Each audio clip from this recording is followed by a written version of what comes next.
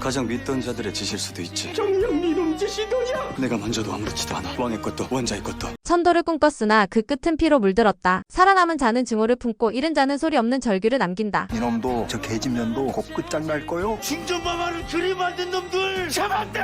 이 방법밖에 없는 걸까? 그러면 나는 죽을 수도 있어. 신의 벌전이 두렵지도 않더냐. 그 누구도 이 운명을 피해갈 수 없었다. 중전의 피로 물든 천도제는 단 한순간의 축복의 의식에서 공포의 재해로 바뀌었습니다. 혼란스러운 군사들 사이 왕 이정은 피범벅이 된 중전의 시신을 끌어안고 있었습니다. 눈동자는 공허했고 손끝은 떨렸으며 숨은 거칠었습니다. 지켜보거라. 모두 어찌 죽게 되는지. 여전히 넌 내가 아는 가장 어여쁜 인간이다 해서 나는 마음이 아프구나. 검소관 윤갑과 대제장인 열이를 잡아들여 바로 차명에 쳐라! 그런 이정이 여리와 강철을 향해 시선을 옮겼을 때 그 눈빛은 이정과는 분명히 달랐습니다. 증오와 분노 그리고 무언가 알 수 없는 어둠이 그의 표정을 뒤덮고 있었습니다. 모두 물러나라. 여리 강철. 아니 이 자들을 반역죄로 잡아들여라. 그 피에 대한 죄값 차명으로 치르도록 하겠다. 왕의 포효에 내관들과 군사들은 일순간 얼어붙습니다. 누군가는 칼을 뽑으려다 손을 멈추고 또 다른 이는 명령을 이행해야 하는 의무감과 눈앞에 선 이정의 이상한 기운 사이에서 갈등합니다. 여리는 피 묻은 치마 자락을 꼭 쥔 채 무릎을 꿇은 상태로 고개를 들어 왕을 똑바로 바라봅니다. 그리고 낮게 속삭입니다. 전운, 저건 분명히 이정 전하가 아니에요. 전하의 눈빛은 저렇지 않았어요. 그녀의 목소리는 떨렸지만 분명했습니다. 강철은 그녀 옆에 무릎을 꿇은 채 조용히 고개를 끄덕였습니다. 그의 눈가엔 고인 눈물이 뺨을 따라 흐르고 있었습니다. 팔척기, 이젠 왕마저 삼키려 드는 건가? 이대로라면 우리 모두가 그 분노의 희생양이 될 거야. 그 순간 이정의 시야가 흔들립니다. 머리를 감싸지며 고통을 느끼는 듯 눈살을 찌푸리고 뒷걸음질 치던 그는 잠시 숨을 몰아쉰 뒤 다시 고개를 들었을 때 완전히 다른 인물이 되어 있었습니다. 눈동자엔 혈색이 돌고 손끝은 경기석을 움켜쥔 채 파르르 떨리고 있었습니다. 나는 누구지? 이건 내 기억이 아닌데. 왕의 몸속에서 무언가가 충돌하고 있었습니다. 그리고 이를 지켜보던 궁인들 사이에서도 속삭임이 흘러나옵니다. 팔척기라더니 전하께서도. 아니 설마 그런 일이. 이내 군사들이 긴장된 표정으로 칼을 빼들고 여리와 강철에게 다가옵니다. 하지만 그들 중 누구도 먼저 다가가지 못한 채 정지된 시간 속에서 그들은 오직 서로를 바라보고 있습니다. 강철, 당신 내 말 들리죠? 지금은 당신이 날 지켜야 해요. 우린 아직 끝나지 않았어요. 강철은 굳은 표정으로 고개를 끄덕이며 안쪽 허리춤에 감춰두었던 옷가락지를 손에 쥡니다. 그 작은 빛은 잠시 그들의 운명을 밝혀주는 등불처럼 반짝입니다. 끝내 우리가 그를 구해야 해. 이정이 돌아올 수 있도록 우린 싸워야 해. 지금 여기서. 강철과 여리는 밤을 틈타 옛 무녀 사당으로 몸을 피합니다. 무녀 사당은 오래전 폐허가 된 듯했지만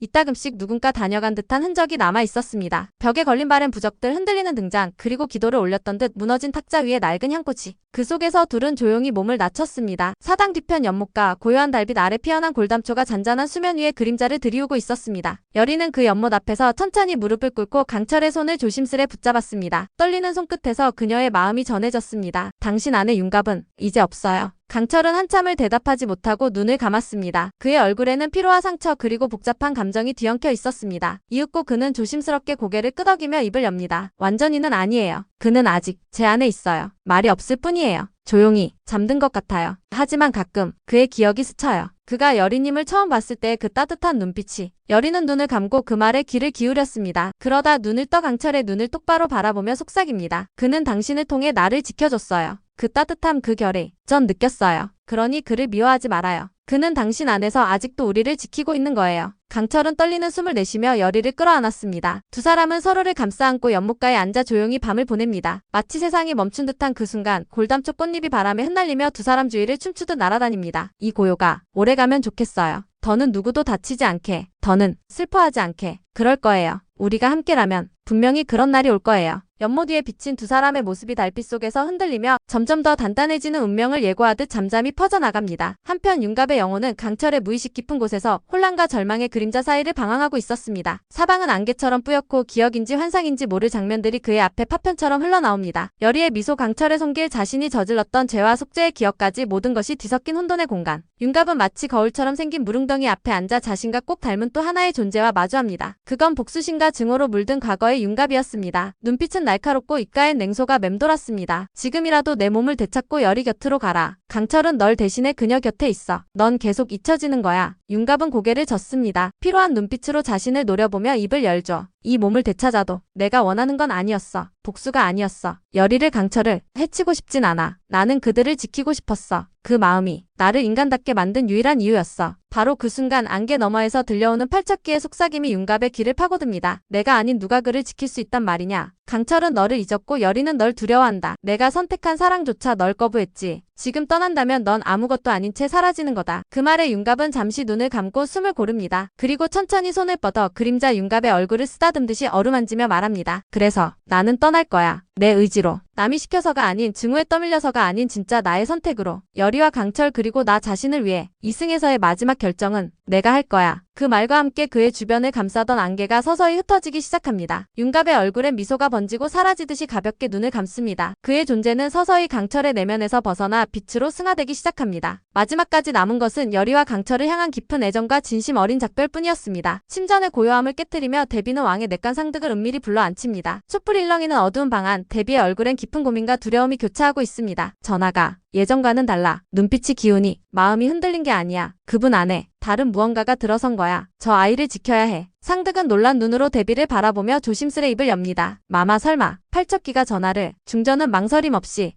책상 서랍을 열어 경기석을 꺼냅니다. 그 돌은 한때 붉게 빛났으나 지금은 옅은 청색으로 바래고 있었습니다. 색의 변색은 단순한 마력이 아닌 혼탁해진 기운을 뜻하는 듯 했습니다. 이 아이는 예언의 아이가 아니었어. 이승과 저승의 틈에서 태어난 죄인의 자식일 뿐. 내가 믿었던 그 계시 연종대왕이 남긴 말들 모두 잘못이었단 말이냐? 우리가 틀렸단 말이냐? 중전은 경기석을 가슴 가까이 껴안고 눈을 감습니다.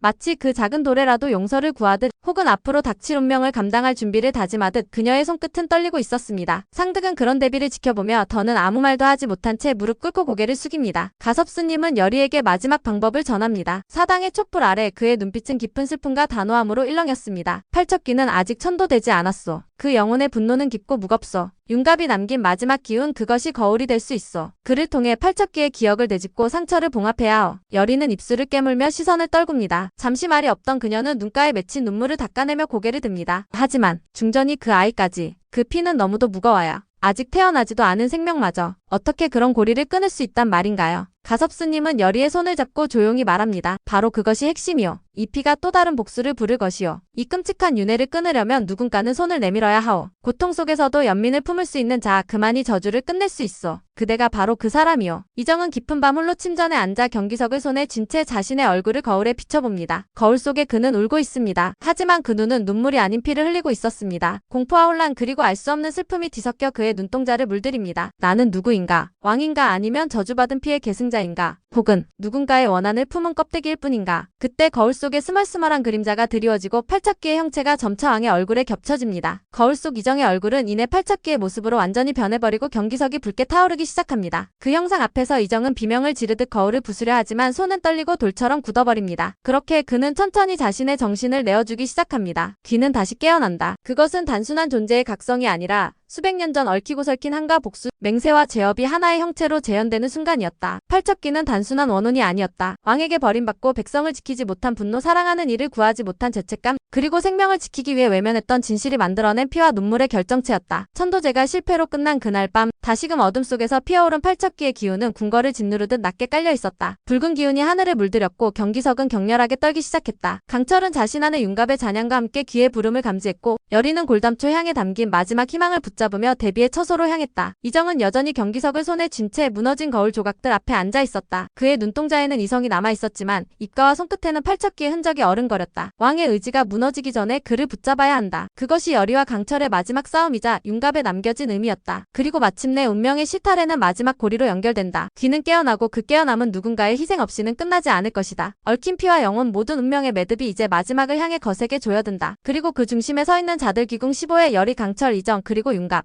이들은 과연 어떤 선택을 하게 될까? 오늘도 끝까지 함께 해주셔서 정말 감사드려요. 구독과 좋아요 그리고 알림 설정까지 해두시면 다음 회차 리뷰도 빠르게 받아보실 수 있어요. 그럼 저희는 다음 영상에서 다시 만나요.